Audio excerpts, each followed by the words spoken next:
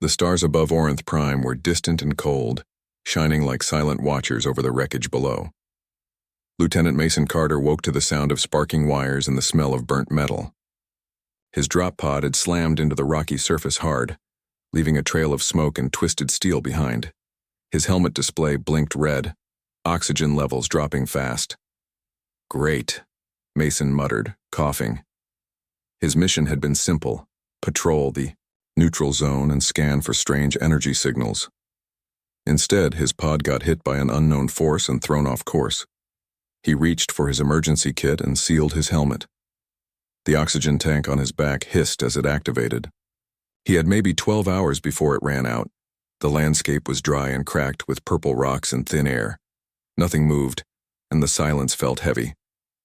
Mason looked around for shelter or help, but there was only dust, broken cliffs, and the wind. Then, on a nearby hill, he saw something strange. Smoke. Not from his own pod, but from another crash. He grabbed his rifle, checked his oxygen levels again, and walked toward it. The second crash site was smaller. A Varelian transport shuttle, alien, sleek, and badly damaged. It was mostly buried in rocks, but part of the door was open. Mason hesitated. The Varelians and humans had been enemies not long ago. A shaky peace held now, but tension was always close. Still, something pulled him forward. Inside, it was dark and quiet. He moved carefully, light on his helmet guiding the way. Wires hung from the ceiling like vines, and broken screens flickered weakly. Then he heard a soft, ragged breath. He turned sharply.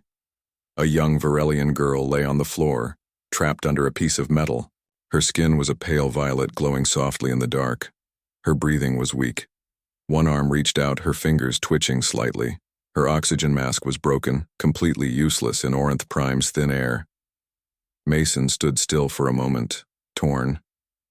Varelians were once enemies, but this one wasn't holding a weapon. She wasn't fighting. She was dying. He knelt beside her and carefully lifted the metal off her. She winced but didn't resist. Her large eyes opened slightly, bright silver, full of pain and confusion. She whispered something in her language, but he couldn't understand. "You're gonna be okay," Mason said, even though he wasn't sure it was true. He checked her pulse. Faint. But there, she needed air. Now.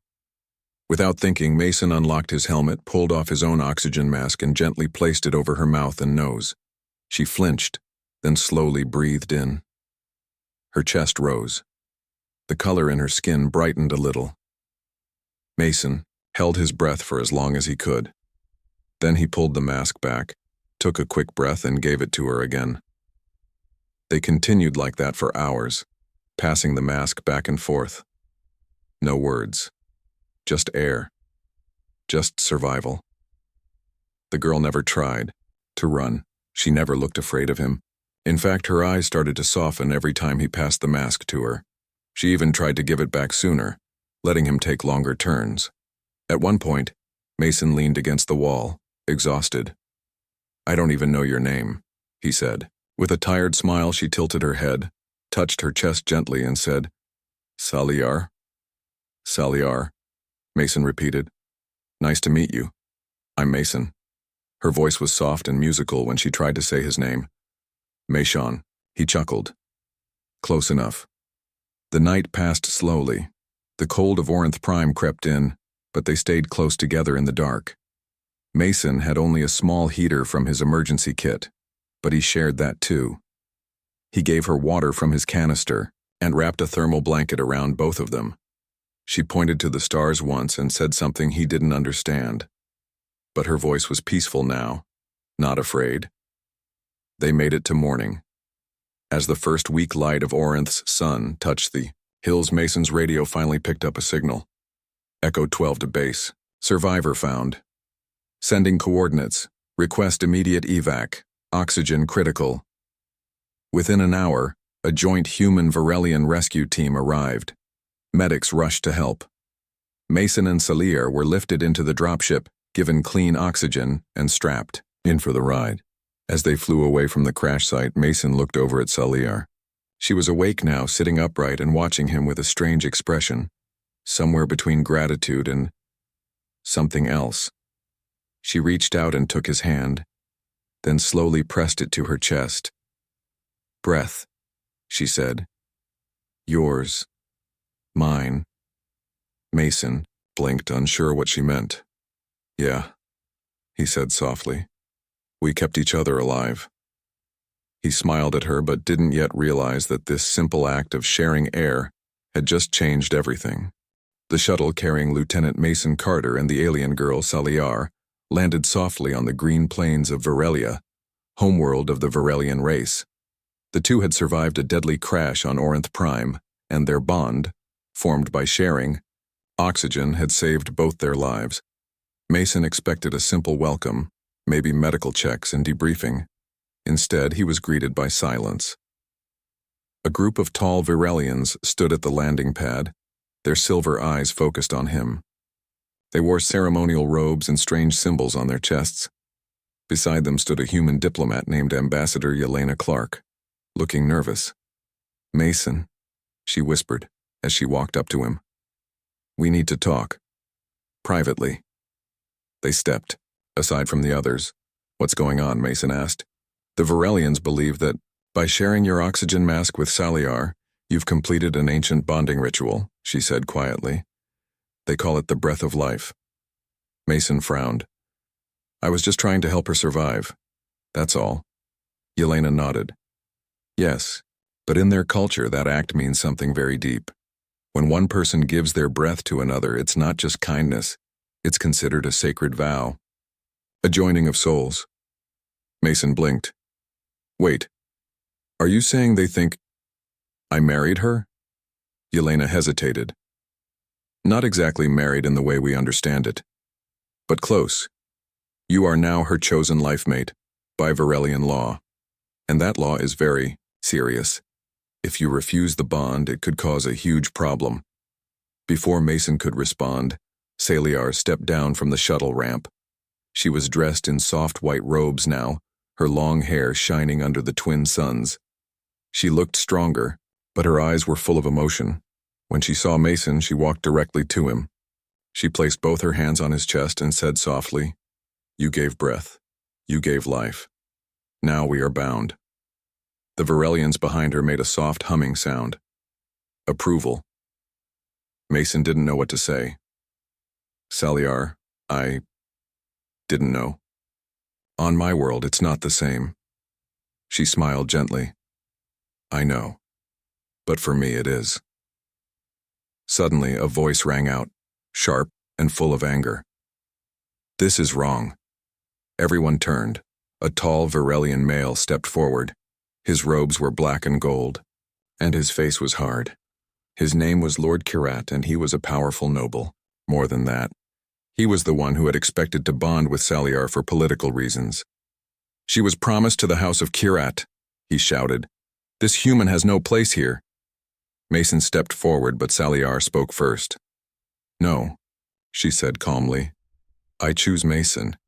He gave his breath. He gave his warmth. You gave only words."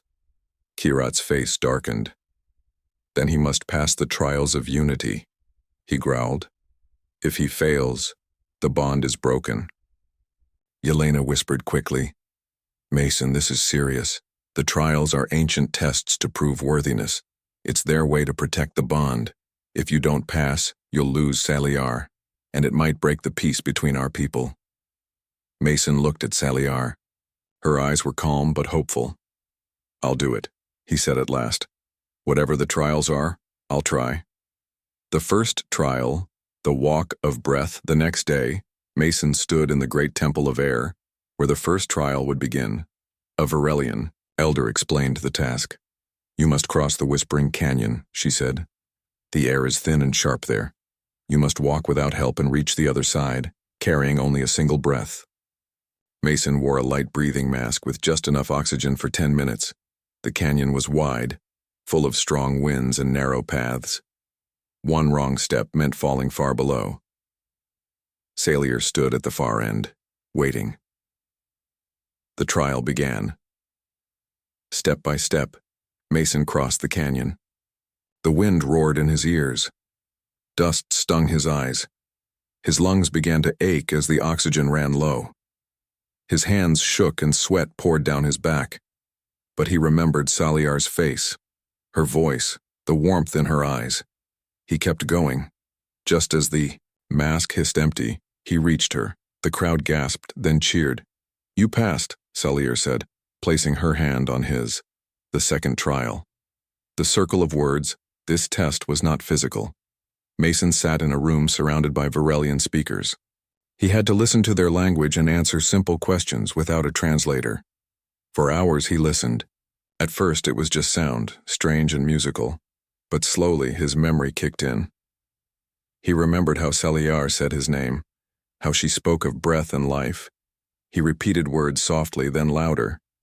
By the end of the day, he could answer every question with clear, simple Varelian words. "Breath is gift," he said in their language. "Bond is heart." The elders nodded in approval. The third trial, the Rel of Judgment. This trial was the hardest. Mason entered a dark chamber with a glowing stone in the center. It was the Rel, a living AI created long ago by Varelians. It could scan a mind and see truth. He stood before it, and it spoke into his thoughts. "Why did you give your breath?" the Rel asked. Mason answered, "Because I couldn't let her die. It was the right thing." "Do you love her?" He paused. "I don't know yet, but I care. And I want to understand her. That's real." The Rel was silent for a long time. Then, it spoke aloud to the watching crowd. "He speaks with honesty. His heart is open. The bond may remain." Back at the palace days later, Mason and Saliar stood before the Varelian council. Lord Kirat was furious, but he could say nothing. The trials had been passed. Elena smiled and handed Mason a small badge, marked with the symbol of unity between their two worlds. "This may be the start of something big," she whispered. As the ceremony ended, Saliar turned to Mason. "In your world, is there a word for what we are?" she asked. Mason thought for a moment. "Partners," he said. "Maybe more someday." She nodded. "Then I am glad you are my partner." They stood together, hand in hand, not just as a human and an alien, but as two souls who had shared a breath and found something worth fighting for. Mason Carter walked through the glowing gardens of the Varelian capital with Saliar by his side. The air was sweet with strange flowers, and floating lights danced in the trees. It should have been peaceful, but Mason felt a heavy weight in his chest. He had passed the trials of unity. He had earned the right to stay by Saliar's side. The Varelian people now accepted him. Many even cheered when he walked through the city. They called him Breath Giver. Some touched their chests in respect, but not everyone was happy. Lord Kirat, the powerful noble who had once claimed Saliar, had disappeared. No one knew where he was. That made Mason uneasy. People like Kirat did not give up so easily. "I don't trust him," Mason said as he and Saliar walked near the temple gates. Saliar looked thoughtful. "He is proud. He lost honor. Now he hides. That is dangerous." Mason nodded. "I've seen men like him before. They wait in the dark until the moment is right. They didn't know that moment was already coming." Nightfall sabotaged that evening. The sky turned deep purple as twin moons rose. Mason was in the guest quarters provided by the Varelian Council. He was studying the language scroll Saliar had given him when a small alarm buzzed from his wrist console. Unauthorized movement, North Corridor. He grabbed his light blade and moved quickly through the halls. The corridor was dim, shadows thick around the corners. Suddenly a noise, fast footsteps. He turned just in time to see a cloaked figure slipping through a side door. Mason gave chase. Through narrow hallways and storage chambers, he followed the figure. Finally, in an old tech chamber, the intruder stopped. Mason stepped forward with his weapon raised. "Stop right there."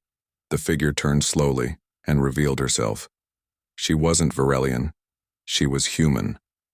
Mason lowered his weapon in shock. "Who are you?" The woman stepped forward. Her voice was low. "Name's Daria Flint. Earth intelligence.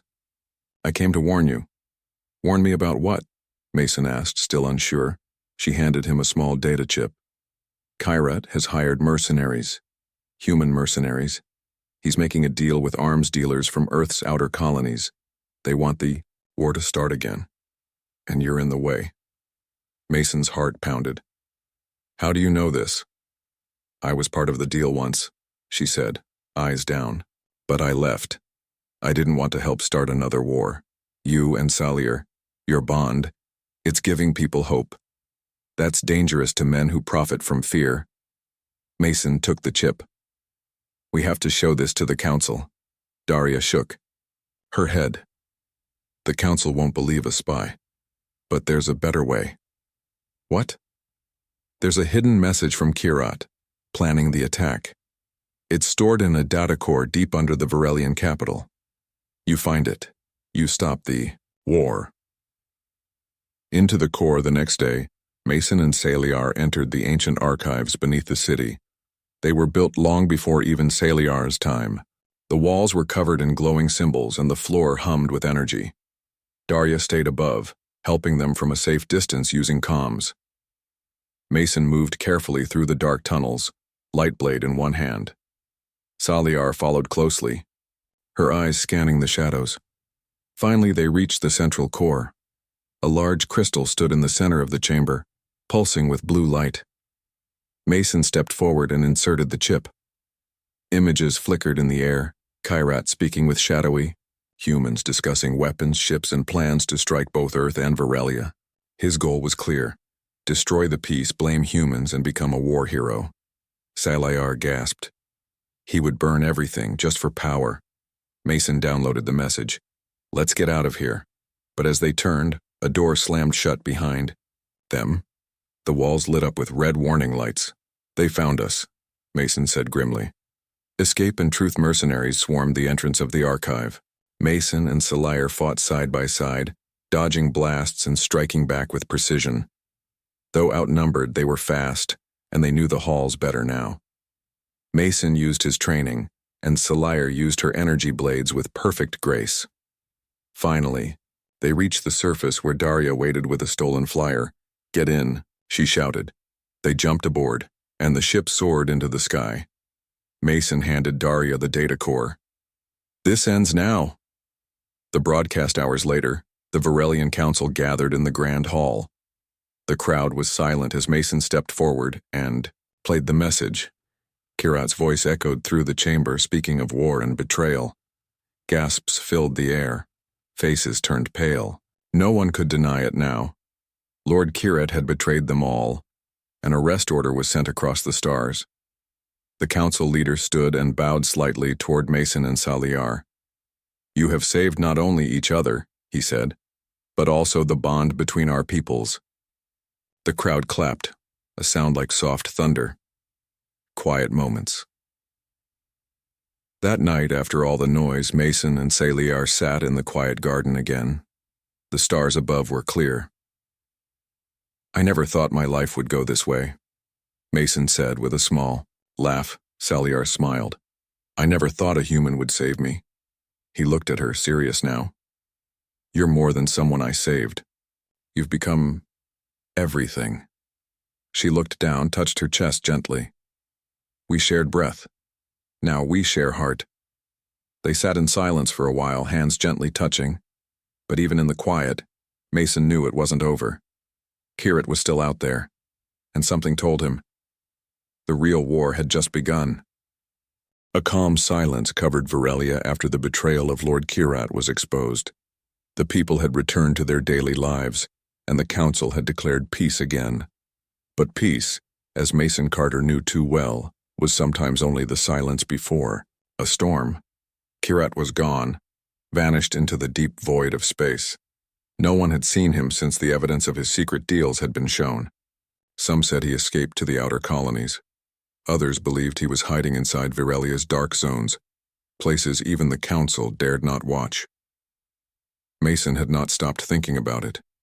He stood now in the outer court of the Unity Tower, looking up at the night sky. Saliar walked up behind him. You cannot chase shadows forever, she said softly. Mason turned. He's not just a shadow, he's planning something. I feel it. Salyer nodded. Then we must be ready. The warning from Deep Space 3 days later, a message arrived from a distant space station named Alara Drift, located near the trade routes between Earth and Varelian systems. The message was broken, filled with static, but one word was clear: Kirat. The Varelian Council called Mason and Salyer to a secret meeting. We believe Kirat has taken over the Alara Drift station, said Elder Rena. The station holds communication towers. If he controls it, he could send false messages, or cut contact between our worlds. We want peace, another elder added, but we cannot allow him to destroy it. Mason looked at Salyer. She gave a short nod. We'll go, Mason said. Journey to Alara Drift. They took a small stealth ship called the Whisper Leaf. Darya Flint, the human spy who had helped them before, joined the mission. She had deep knowledge of old routes and criminal networks. As they flew toward the edge of Varelian space, Darya explained. Alara Drift was once a trade hub, she said. Now it's mostly abandoned. If Kirat's using it, he's hiding something. Maybe building something. Like weapons? Mason asked. Or worse, she replied. When they reached the station, it floated silently above a dead planet. Lights blinked slowly across its surface, but no signals came from inside. Mason put on his light armor. Salyer checked her energy blades. Darya powered up the comms jammer. They entered the station through an old maintenance hatch. Inside it was cold. Dust floated in the air. The halls were dim and silent like a graveyard. But soon they heard something. Metal footsteps. They hid behind crates as two guards walked past. Human mercenaries. He's building an army, Mason whispered. The hidden hangar. As they explored deeper, they found the truth. A massive hangar filled with stolen ships, hidden weapons, and strange devices glowing with blue energy. Darya scanned one of the machines. Her face turned pale. This is old Varelian tech. War machines from before the Great Peace. He's trying to bring back the weapons your people swore never to use again. Salyer looked shocked. That tech is banned. Dangerous. It nearly destroyed our world. And now he wants to use it against Earth, Mason said. Or maybe both sides. Suddenly, an alarm blared. Red lights flashed. They know we're here, Darya shouted. They ran, dodging blasts. Mason covered the rear, returning fire. Salyer moved like wind, silent and fast, disabling guards with careful strikes. They barely made it back to the ship, but they had seen enough. The Council's divide back on Varelia, Mason and Salyer showed the proof to the Council. Images of the war tech, maps of attack plans, and evidence of mercenary contracts. Some Council members were shocked. Others were afraid, but a few remained quiet. We must act now, Mason said. Kirat is building a weapon. If we wait, it'll be too late. Elder Rena agreed. Send a fleet, block the trade routes, stop him. But another counselor, Elder Soren, shook his head. No. If we act with force, the humans will think we're planning an attack. We need to talk first. Mason stood. There's no time for talking. He's not going to stop. But the council was divided. In the end, no action was taken. Mason was furious. As he and Salyer walked through the gardens later, he said, They're afraid. Too afraid to protect their own future. Salyer took his hand. Then we will do what they cannot. A message to all. The next day, Mason and Salyer sent a message to both Varelians and humans. It was a simple video sent across open channels. Mason stood in front of the camera. I'm Mason Carter, Lieutenant of Earth's Space Corps. Months ago, I saved an alien girl from death. Today, she is my partner, my friend. And together, we stopped a war. He looked directly into the lens. But now that peace is in danger again. A man named Kirat is building weapons. He wants war. We can't let that happen. Not again. Salyer stepped beside him. We ask for help, she said. From both our worlds. From anyone who believes in peace. Help us stop the darkness rising in the stars. Their message spread quickly, across colonies, across planets, and help began to come. Not from governments, but from people, freighters, old soldiers, traders, and scientists. They called themselves the Breathborn. In honor of Mason and Salayer's story, a new fleet rises over the next few weeks. Ships arrived at the edge of Virelian space. Some were small, others were barely spaceworthy, but the people aboard were ready. Mason stood on the bridge of the Whisper Leaf, looking out at the fleet of volunteers. They had no uniforms, no flags, but they had heart. "This is more than I hoped for," Mason said. "It's only the beginning," Salayar replied. Just then, a signal came through, Kirat's voice. "You think you can stop me with your little toys?" he said, cold and cruel. "You think love and peace are stronger than power?" Mason pressed the comm button. "We'll find out soon enough." The stars shimmered in silence, but a storm was rising. Mason Carter stood on the bridge of the Whisper Leaf, staring at the screen in front of him. The ships of the Breathborn, freighters, patrol boats, small fighters, floated behind him in space. They were not a proper army, but they were ready to defend peace. Across the starfield, hidden in the dark, was Ilara Drift, the stolen station where Kirat waited. Around it hovered a fleet of stolen warships and mercenary vessels, many from the human colonies. It was a strange army, built on fear and greed, and in the middle of it all, Kirat waited. Salayar stood beside Mason, calm and strong. "Are we ready?" Mason asked. Salayar nodded. "Ready to protect what we believe in?" Daria Flint now, part of their crew, gave a firm smile. "We may not have fancy ships, but we have the truth and hope." Kirat's last warning signal flashed on the screen. It was Kirat. His face appeared, cold, proud, and sharp. "You came," he said, looking at Mason. "You should have stayed in the shadows. Now you'll watch everything you saved be destroyed." "You don't scare us," Mason replied. "The people of Earth and Virelia want peace. You're alone." Kirat laughed. "Am I? Let me show you." Suddenly, behind his image, large warships uncloaked. They were heavy cruisers armed with ancient Virelian weapons and human-made shields. Mason's heart sank. Kirat wasn't bluffing. But Mason didn't flinch. "We don't need bigger guns, we just need to stand together." The call ended. Silence returned. The time for talking was over. The battle begins. Ilara Drift came alive with movement. Fighters launched, missiles armed, engines roared. Mason gave the order. "All ships, move forward." The Breathborn ships surged ahead, flying in fast, weaving patterns. They didn't have heavy firepower, but they were quick and smart.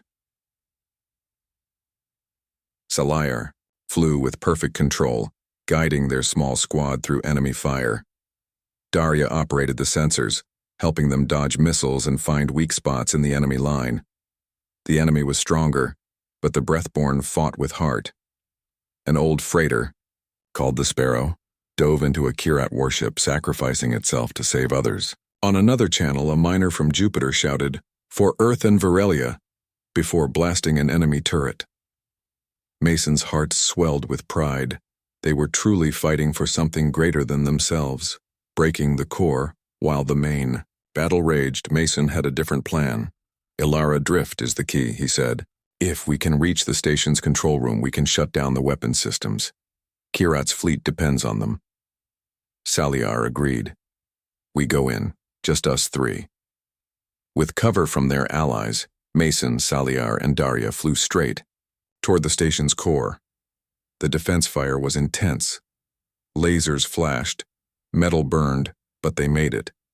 They crashed into a side docking port and jumped out with weapons ready. Inside, the station was chaos.